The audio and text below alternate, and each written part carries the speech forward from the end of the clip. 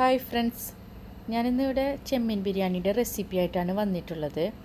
ഇത് അധികം ഇൻഗ്രീഡിയൻസ് ഒന്നും ഇല്ലാതെ തന്നെ ആർക്ക് വേണമെങ്കിലും പെട്ടെന്ന് ട്രൈ ചെയ്യാവുന്ന രീതിയിലാണ് ഞാനിവിടെ ഉണ്ടാക്കിയിട്ടുള്ളത്. ഇത് വളരെ ഈസിയാണ്, ഉണ്ടാക്കാൻ ഈസിയാണ്, കഴിക്കാൻ വളരെ ടേസ്റ്റിയുമാണ്. അതിന് വേണ്ടിയിട്ട് ഞാനിവിടെ ഒരു 2 കിലോ ചെമ്മീൻ തൊണ്ടും ഞരമ്പൊക്കെ കളഞ്ഞിട്ട് വൃത്തിയാക്കി വെച്ചിട്ടുണ്ട്. അതിലേക്ക് ആവശ്യമായ മസാലകളൊക്കെ ആഡ് ചെയ്ത് കൊടുക്കുകയാണ്. അപ്പോൾ ഞാനിവിടെ ഒരു 2.5 ടീസ്പൂൺ മുളക് പൊടി ആഡ് ചെയ്ത് കൊടുത്തു. പിന്നെ ഒരു 1.5 ടീസ്പൂൺ മല്ലിപ്പൊടി ആഡ് ചെയ്ത് കൊടുത്തു.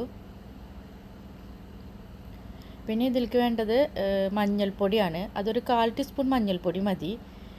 പിന്നെ ഉപ്പ് നിങ്ങൾ ടേസ്റ്റിനനുസരിച്ച് ആഡ് ചെയ്ത് കൊടുക്കുക. ഞാനിവിടെ ഒരു 3/4 ടീസ്പൂണോളം ഉപ്പ് എടുത്തിട്ടുണ്ട്.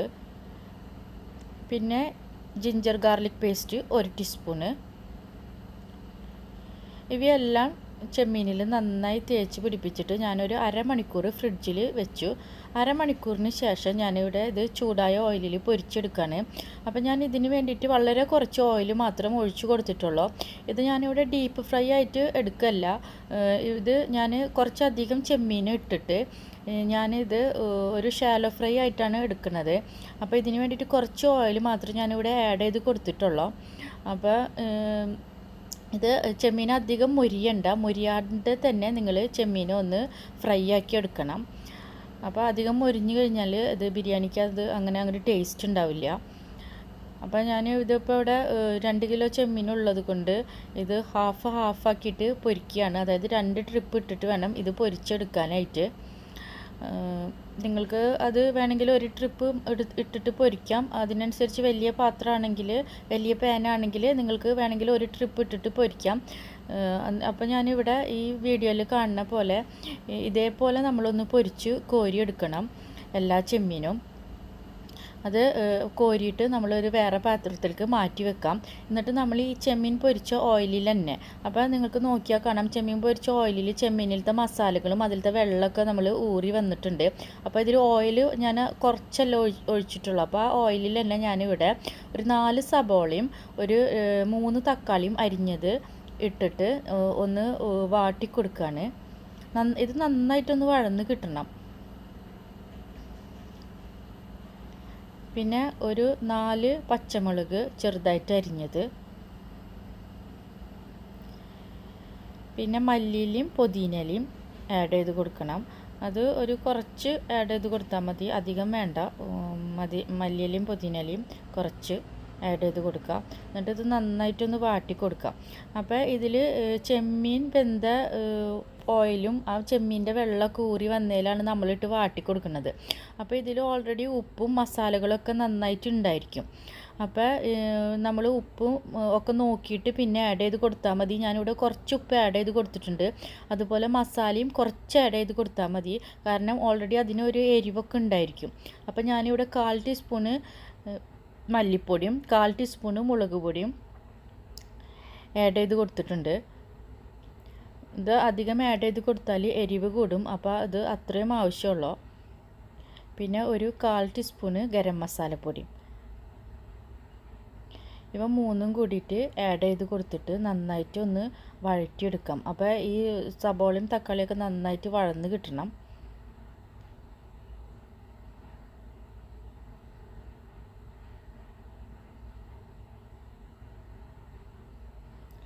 അപ്പോൾ നന്നായിട്ട് ഇത് വഴന്ന് വരുന്ന സമയത്ത് നമ്മൾ വേവിച്ച് പൊരിച്ച് മാറ്റി വെച്ചിരിക്കുന്ന ചെമ്മീൻ ഇതിലേക്ക് ആഡ് ചെയ്ത് കൊടുക്കുകയാണ്. എന്നിട്ട് ആഡ് ചെയ്ത് കൊടുത്തിട്ട് നന്നായിട്ട് ഈ സബോളയിലും ഈ തക്കാളിയിലൊക്കെ ഒന്ന് നന്നായിട്ട് മിക്സാക്കി കൊടുക്കുക. ഈ സമയത്ത് നമ്മൾ ഫ്ലെയിം ഓഫാക്കിയിടുക, അല്ലെങ്കിൽ ചെറുതീയിൽ ഇട്ടിട്ട് നമുക്ക് ചെയ്യാം. കാരണം ഇതിപ്പോൾ ഓൾറെഡി വെന്ത ചെമ്മീനും സബോളയും ഒക്കെ വാടിയതാണ്. അപ്പോൾ ഇതൊന്ന് മിക്സാക്കി കൊടുത്താൽ മതി. ആ ചൂടിലൊന്ന് കിടന്നിട്ട് മിക്സ് ആക്കിയാൽ മതി. അതിന് നമ്മൾ ഫ്ലെയിം ഓഫ് ചെയ്തിട്ട് ചെയ്യാം, അല്ലെങ്കിൽ നിങ്ങൾ ചെറിയ തീയിലിട്ടിട്ട് ചെയ്യാം. ഈ സമയത്ത് മീഡിയം ഫ്ലെയിമും ഹൈ ഫ്ലെയിമും ഒന്നും വേണ്ട. അപ്പോൾ നമ്മൾക്ക് ആവശ്യമുള്ള മസാല തയ്യാറായിട്ടുണ്ട്. ചെമ്മീൻ മസാല തയ്യാറാക്കി പിന്നെ നമുക്ക് റൈസ് തയ്യാറാക്കാം. അതിന് വേണ്ടിയിട്ട് ഞാനിവിടെ ടിൽഡയുടെ ബസുമതി റൈസ് ഒരു അരമണിക്കൂർ വെള്ളത്തിലിട്ടിട്ട് കുതിരാൻ വെച്ചിട്ടുണ്ട്. അപ്പോൾ നമുക്ക് ബിരിയാണി തയ്യാറാക്കാൻ ആവശ്യമായ പാൻ എടുത്തിട്ട് അതിലേക്ക് ഞാനിവിടെ ഒരു 2 ടീസ്പൂണോളം ഗീ ആഡ് ചെയ്ത് കൊടുത്തിട്ടുണ്ട്. അതിലേക്ക് നമ്മൾ ഗാർണിഷ് ചെയ്യാൻ ആവശ്യമായ സബോളയും അണ്ടിപ്പരിപ്പും മുന്തിരിയും ചേർത്തിട്ട് ഒന്ന് ഫ്രൈ ആക്കിയിട്ട് മാറ്റി വയ്ക്കുകയാണ്. അപ്പോൾ ഞാനിവിടെ 2 സബോള ചെറുതായി അരിഞ്ഞത് ഇട്ട് ഫ്രൈ ആക്കാൻ വെച്ചിട്ടുണ്ട്.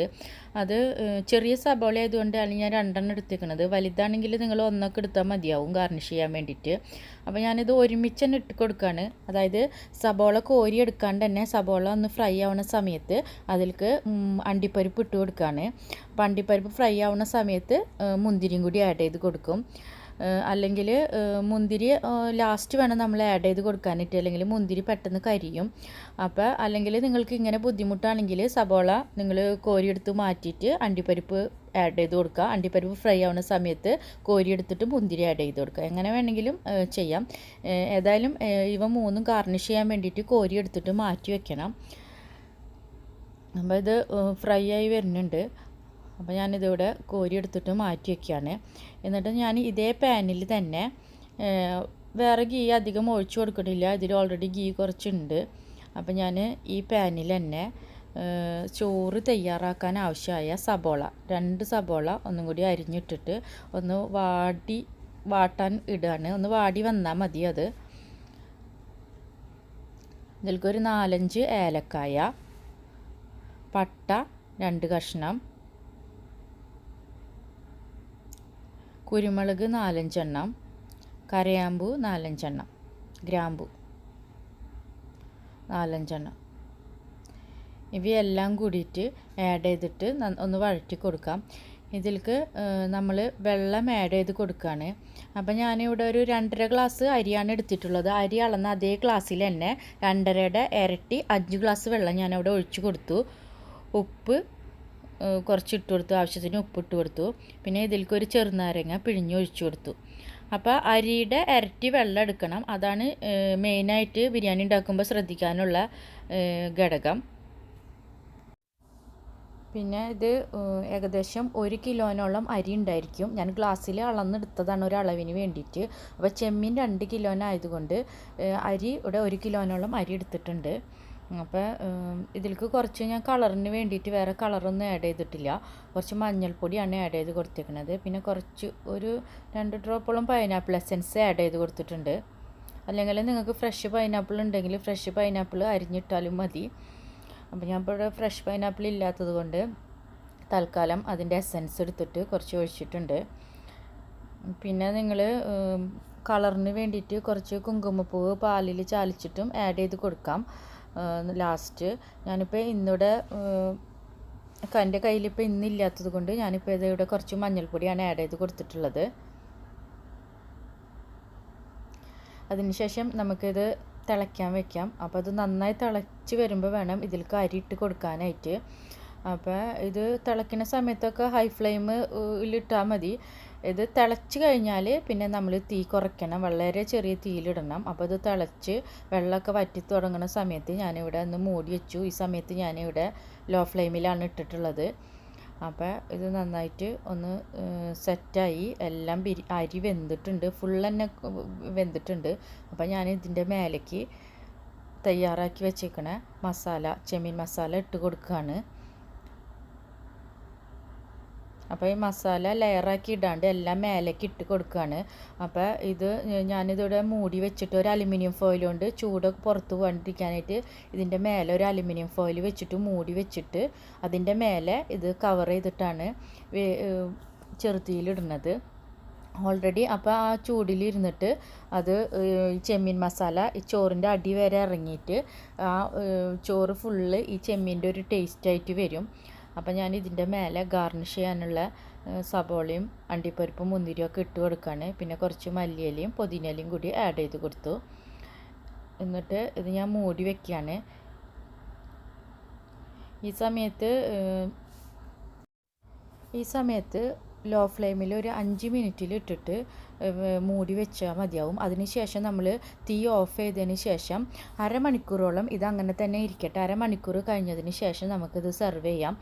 അപ്പോൾ ഇത് വളരെ ടേസ്റ്റിയാണ്, വളരെ ഈസിയാണ് ഉണ്ടാക്കാൻ, വളരെ ഈസിയാണ്, അതേപോലെ തന്നെ ടേസ്റ്റിയുമാണ്. അപ്പോൾ ഇത് ആർക്ക് വേണമെങ്കിലും ട്രൈ ചെയ്യാം. ഇപ്പോൾ പാചകം ബുദ്ധിമുട്ടാണെന്ന് തോന്നുന്ന ആർക്കും ഇത് വളരെ പെട്ടെന്ന് തന്നെ തയ്യാറാക്കി എടുക്കാം. അപ്പോൾ എല്ലാവരും ട്രൈ ചെയ്യണം. വീഡിയോ ഇഷ്ടമായെങ്കിൽ സബ്സ്ക്രൈബ് ചെയ്യാൻ മറക്കരുത്. താങ്ക്സ്.